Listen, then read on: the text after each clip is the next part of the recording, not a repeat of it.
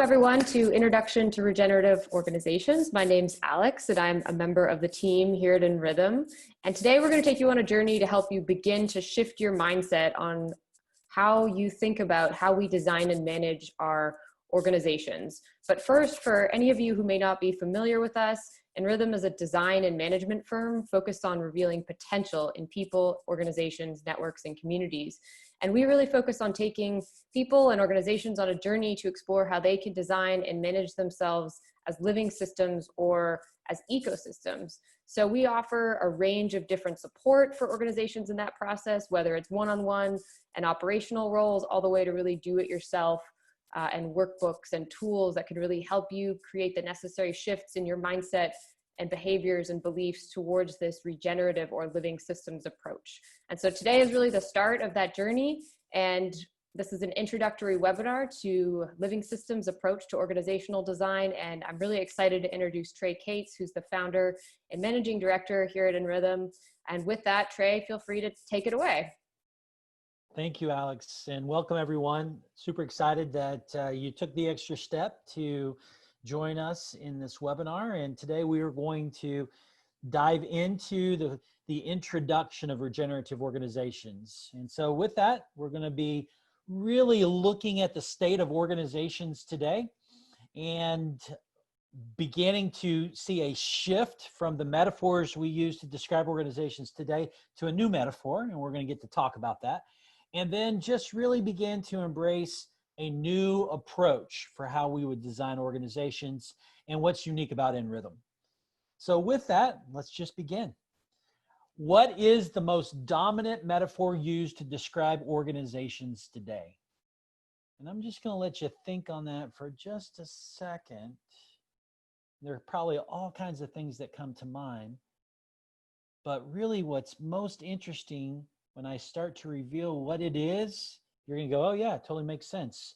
And that is machines. Machines dominate all of our thinking in how we describe organizations. It could be the business as a machine, as you see on your right, to an entire state in the US or a country being seen as a machine. So we have cogs that are moving, that are departments or aspects of economic development in a organization or state. And so the idea that machines are really helping us land how we would design, how we would organize ourselves. And it doesn't end there.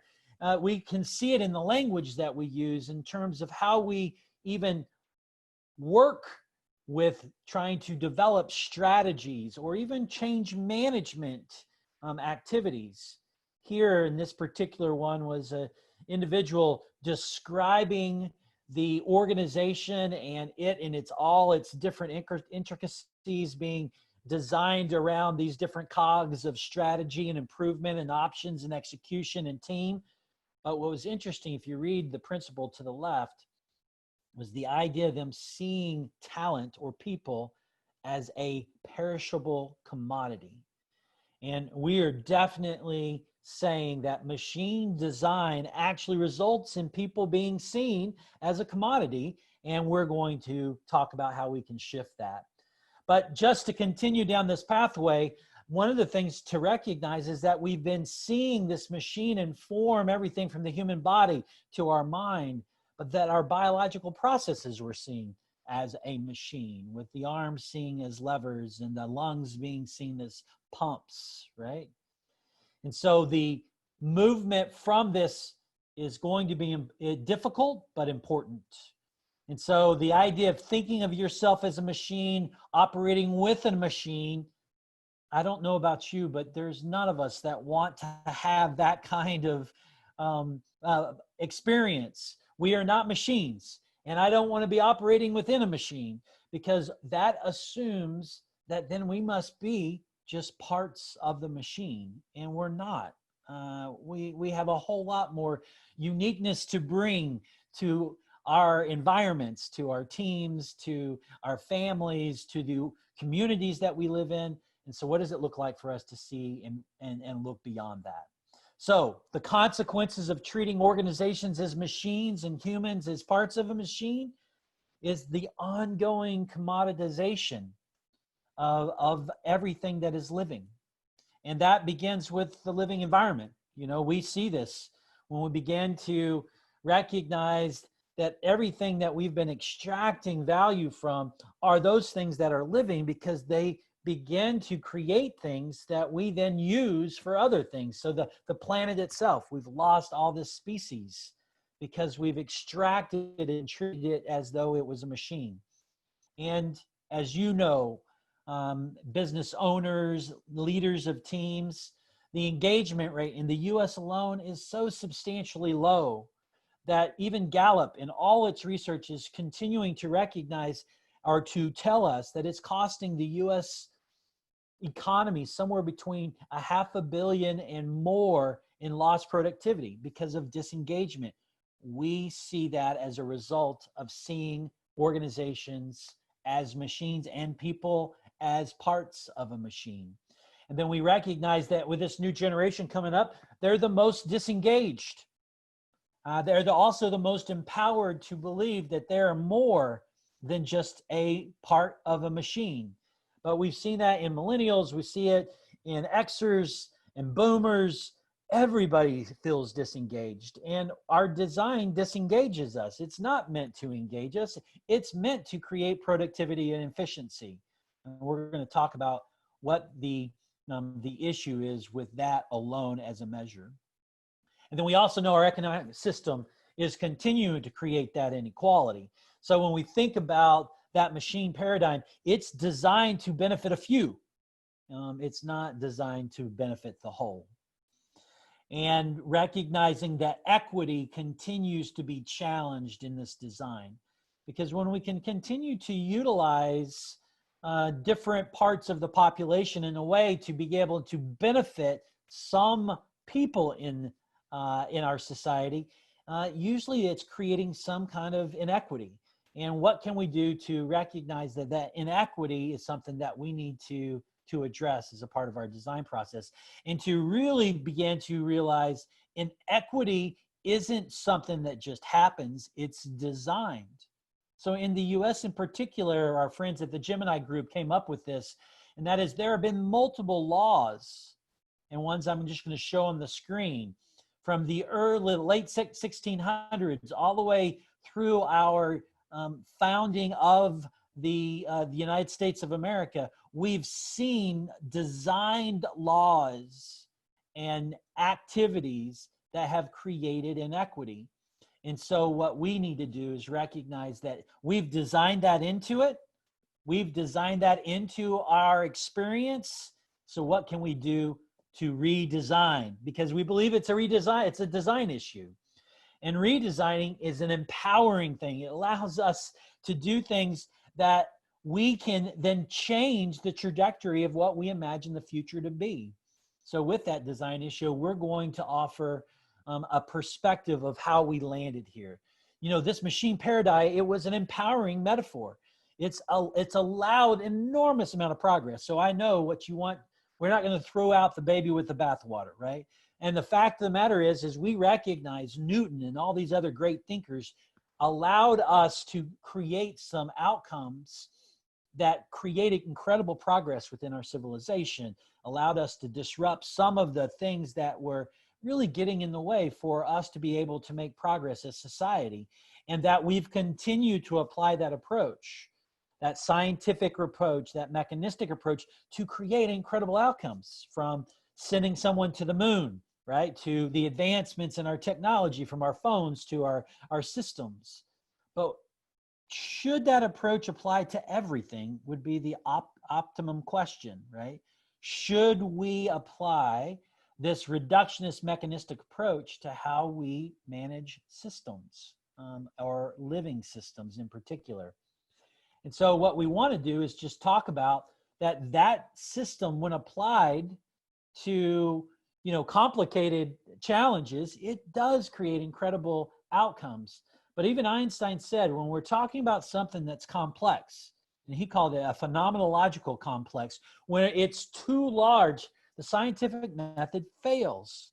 So that means there's this fundamental mismatch between how we've approached this in a living systems or a complex in addressing complexity versus that which when we are addressing complex or complicated systems that Albert Einstein's talking about.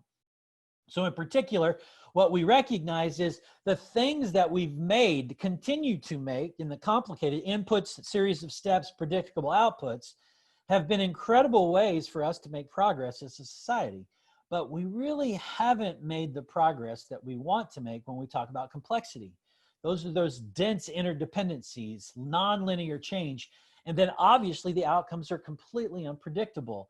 In our current state of the society, we see that from situations like COVID or mass fires in our natural ecosystem. So what about those things should be considered different in terms of our approach?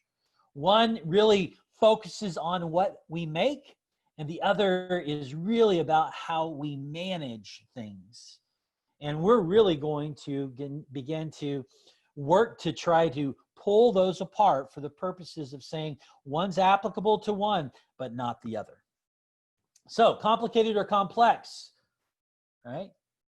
We've got all these parts on the left side. We've got, looks like different types of designs for a table or a shelf, right?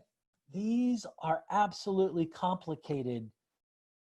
And because they're complicated, we have the opportunity to design with a specific outcome in mind. We're going to get some toy on the left, and we're going to get some kind of bookshelf on the right. But when we think about this, it's complex.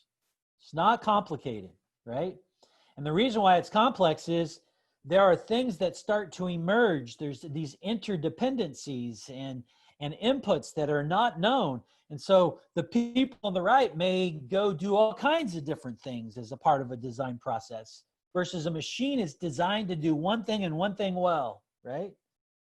So here, what we recognize complexity, there's an enormous amount of interdependencies that force a different type of management system. And we're beginning to recognize, many organizations are beginning to see themselves as complex systems. And that's the approach that we have to continue to embrace. So this approach for us in particular is beginning to recognize that we're moving from not we're moving in the idea of moving from or moving to this digital age or Facebook age or millennial age is actually, I think, is oversimplifying what's actually happening. Really what we believe is we're moving to recognizing that we live in an age of complexity. And that's the real shift that we need to recognize. The industrial age brought about an enormous amount of insight into how we could make things and do incredible things with what we make. And hopefully this next shift will allow us to recognize that with living systems, complexity, we can then begin to take a completely different approach. So what we want to see is life as a metaphor, not the machine as a metaphor as we move forward. And that life as a metaphor is not oversimplified to just this idea of a circle of life, like the Hakuna Matata, which is the idea of, let's be happy. It's more of this idea that we recognize it's circles of life. And those cycles of life versus a circle are things that we want to be informed by real science. And so there's some incredible research that's been done over the last few years. And that research was deeply landed into seeing life through a holistic lens. And so a systems view of life by Monterano and Varela out of the Santiago School were the first researchers to apply kind of a systems or a holistic approach to what is life. And that approach began to reveal an enormous amount of insight in how we should have a different management. So in their study, in their research, they examined all the kind of chemical, material, and energetic pathways of bacteria. And then they began to recognize that there was some real defining aspects of life that came through that process, this idea of self-maintenance and self-regeneration. And one of the things that they recognized they couldn't do is when they took all those different chemical, material, and energetic pathways and put it in a test tube, it didn't work, right? At all. The one thing it couldn't do is self-maintain and self-regenerate. But in the context of life, it could. And so here, they began to coin this term, autopoaces, this idea of self-poetry or self-making, that's what life does. And so they begin to identify these unique properties. One, that it's not located in any one place, that all of it's dependent on these interconnected relationships, that actually life is a holistic or emergent property of all those relationships, and that all the relationships are also self-regenerating or autopoetic wholes within wholes. And with that, we began to recognize that then life really is this organized system capable of maintaining itself within a boundary of its own making, right? So that cell wall is that boundary. And so living is regenerative. So it's the first time I've used this word, this idea that regenerating life is something that we think is unique to living systems. And so we're moving and shifting from a mechanistic paradigm or perspective to a complex one, which is a living systems perspective. And what we say is living is equal to regenerative, and regenerative is equal to living. And within that, we recognize that machine design is absolutely essential. Excuse me, when we're applying it to making things. But when we apply that machine design, which engineers this idea of best practices, and you've heard that many times, right? Hey, we're just going to use best practices. Well, best practices in the context of a living system, we don't believe actually regenerates anything. It actually degenerates the health of the system. But within a mechanistic system, best practices can work because we would want a machine to work over and over again, producing the same results more and more into the future. But when we apply those best practices in a living systems context, we actually think best practices enforces this idea of prescriptive structures. Do it this way and no other way. But in a living system, it degenerates the health of the system, right? So let's go back to that moment when you began to recognize that mechanistic system then sees you as a commoditized part. And that's its design. Its design is to have commoditized parts so that then it can be replaceable. It can be replicable, right? And what we're saying is a living system isn't replaceable or replicable. It actually is unique. And so we can apply that kind of design to a real machine, but when we're talking about a living system, when you are seen as a replicable, replaceable part, what does that do to you? It sure doesn't empower you. It sure does not give you more energy. It actually sucks the life out of you. It actually throws your soul to the side. And so all of that is what we're talking about when we say a living system is what we want to embrace. A living system informs and is informed by a principled approach, which is what are those principles that gives us flexibility of understanding how we consider all the uniqueness of what a living system is as a means to design. And that's facilitated by using these frameworks, flexible frameworks, that allow for us to begin to regenerate the health and the potential of the system. Now, this mechanistic system requires an enormous amount of energy. As you can imagine, every machine needs more energy for it to stay alive. It can't self-maintain and it can't self-regenerate. It needs external inputs to make it go forward, from a car to any type of machine. But when we talk about a living system, it regenerates itself. It's maintaining itself. And that obviously will take less energy because of its ability to regenerate that. And what we say is often is that the intention is for us to support organizations, support people when they're in the process of shifting from this mechanistic system to this absolute living system or regenerative system. So it's all about those shifts. And those shifts are hard, they're difficult, and they're important. but there are things that we absolutely see as absolutely imperative. And even some of the other offerings that we have at In Rhythm is supporting through certain challenges, like our 7-day challenges, to help organizations and individuals to begin making those shifts into moving from best practices to principles, moving from prescriptive structures to flexible frameworks, and absolutely moving from this machine design to this living systems design. So with that, we're going to just briefly talk about principles. And these principles allow us to have this flexibility in design. We see these principles, and we would see these as maybe first principles or living systems principles, as to inform the principles that we would need to put to work in our organizations or in our projects or our communities. And so when we think about this, we think about those things that have inspired us from thinking about living systems.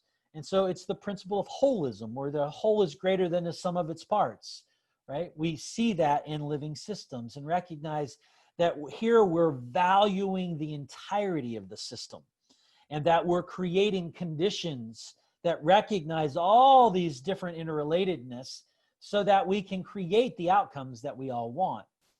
We also recognize that the principle of interdependence is very similar in that we're recognizing and designing and operating around this idea of complexity and this deep interdependence between all aspects of our organizations, our clients, our suppliers, our partners, and even our competitors. It's an ecosystem. How do we design and engage around those relationships? And that to recognize that living systems are original and have the possibility of bringing out the individual genius of a person in an organization or an organization itself. And all of that is how we design to be able to bring that expression forward of someone's genius, and how that is accentuated in the context of an organization. And we also know, and a lot of us already begin to recognize, that in our current state, we've got to be able to evolve. But recognize that evolving is maintaining this ever-changing balance, or this dynamic balance with this ever-changing conditions. And that the dynamic desire to do that means we have to evolve and change our structures and our work and how we're designed as organizations or in our projects. And that those should be designed in a more distributed way, so that we're redistributing risk and mitigating it substantially when we think about decentralizing and distributing around this idea of being nodal. And then last but not least, as a part of this design, is recognizing that all living systems need to have the opportunity for growth and health. There is no way that a living system can just be what it is from its inception. It needs to have the space and time for growth. So a machine can. It's designed to do one thing and one thing well, and it should be designed to do that from its inception. But in a living system, from individuals to social constructs, all of them need time and opportunities to create conditions that allow for its members to grow and thrive as a part of the health of the system. So those are the principles, the first principles that we see that are important. And then we also recognize some of the greatest designers and thinkers over the years. In particular, Buckminster Fuller said this: work with life-centered principles and the universe pitches in to help. So we believe that in beginning to embrace these life-centered, universal, living systems, first principles, we're getting support from the system, not just what we're bringing to it. And that is exciting and empowering, and brings us to the place that we're begin to recognize potential in those systems that some would not recognize. And so when we see that, we begin to say we need a different type of management or a framework that allows us to do that. So what happens when you apply principles to complicated systems? Incredible amount of frustration, right? You know, you can't go assemble a bookshelf with just principles, right? You want instructions. Otherwise, you're super frustrated by it. And the thing is we also see the opposite being true. when we want to apply these sets of instructions or best practices to complex systems, we recognize that it creates an enormous amount of frustration.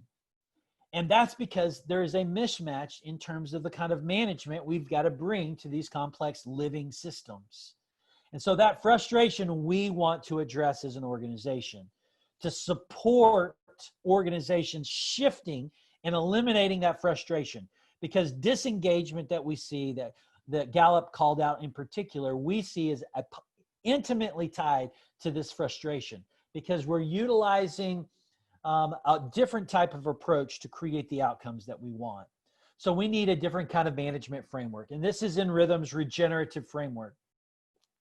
And you'll notice that this framework, it's a little bit of, you can see it intuitively working from left to right as a process framework. And then we also see it as a design framework and a decision-making framework. But this framework is not about being prescriptive and telling you exactly what to do. It's to just give you a frame for a conversation so that you can design what is contextually relevant for you, which is why the first part of the process is designing and understanding your context. What is unique about your organization or a role or your project or the community that you're a part of? And how do we accentuate that uniqueness as a part of a design process? But to recognize a living system that's being designed around uniqueness must recognize that health is at the center of how you design. Living systems are different. When you think about the machine paradigm and what you measure to understand its benefit, is you measure its productivity and efficiency. That's the primary measures of a machine. It is not the primary measures of a living system. At the heart of a living system is health. And so you want to create the conditions for health as a means to create the outcomes that you want. So the shift is moving from pushing, pulling, to creating and nurturing the conditions that will allow for the outcomes that you want way into the future. And so what we say is, in a living system, and particularly this framework, is helping you begin to ask the right questions around that kind of design. So structures become a way for you designing health to enable your purpose or context as a way to do the work and create the impact that you want in the world. That is what this framework is meant to do. Not to tell you what to do. You will design that. Not to tell you how to do it. That is a part of this design process. But to give you a frame to say you should be thinking about health and your uniqueness and context as a means to create the impact that you want in the world. And with that, we believe those frameworks regenerate the health of the system. And so then we begin to focus on how we shift. As a part of that design, we shift from those best practices to principles. We shift from those prescriptions to these responsive, flexible frameworks. And then we begin to recognize we're moving from this top-down, centralized, command and control dominance to one that's about interdependence and cooperation. And that means we have to give up trying to predict as the primary way that we design and move to recognizing and seeing patterns and what we can do to enhance the capacity of the system as a means to create the outcomes that we want. And that we'll recognize that our extraction behavior and design of the past should be left to the past as we move towards embracing equity and recognizing the injustice in our old design. But that design was and still is appropriate as a part of how we do machine designs, making things. But when we talk about people, when we talk about our societies, when we talk about all of the interconnectedness of the natural world, it needs to be equity in mind, because people are the energy source. And the natural world, as we're focusing on it, allows us to be beneficial to the whole, not just to a few. And then last is this idea of centralized power to decentralized empowerment. Some of the biggest organizations, some of the most complex organizations in the world are beginning to recognize this kind of need to shift. It needs to be a shift when we're moving from just kind of chess master to this idea of a gardener, you know, where we're nurturing the conditions to create the outcomes that we all want. So our working definition of a regenerative organization is a living, evolving, and naturally functioning organization where abundance and resilience are recurring outcomes of its underlying health. It is not mechanistic. It is not reductionist. It is not a one-to-one relationship. It is a one-to-many complex, beautiful relationship. That means we recognize what is living in that system. How do we accentuate that? What is evolving, and how do we design around that? And how do we continue to make sure that an organization or a project or the work in your community you're doing is naturally designed so that abundance and resilience are recurring outcomes of the health of the system, not something we're pushing and pulling, and definitely not something we're creating at the expense of the health of the system. We don't want people to be extracted from. We don't want the natural environment to be degenerated as a means for us to do the work we want to do in the world. We want to create these outcomes with the health of the system. So in Rhythm's designer approach, why is it important? Because it's based on living systems. And those living systems are the ones we're all a part of. And we begin to see far more meaning in designing around that than we do seeing it around this mechanistic reductionist approach. You are not a part, and our living environment are not parts, or they're not cogs. And so what can we do to come alongside a design that's different to create the outcomes that we want, and outcomes that we believe can be have far more potential than even the experience that we have today. We believe principles is the way we get there. It gives us the flexibility to allow us to take these frameworks and begin to put them to work in a way that creates all the opportunity and the abundance that we want. And to recognize that our whole design is around this idea of health, because living systems create conditions for health. And or that's what we're needing to do as a part of a living system, is create those conditions for health.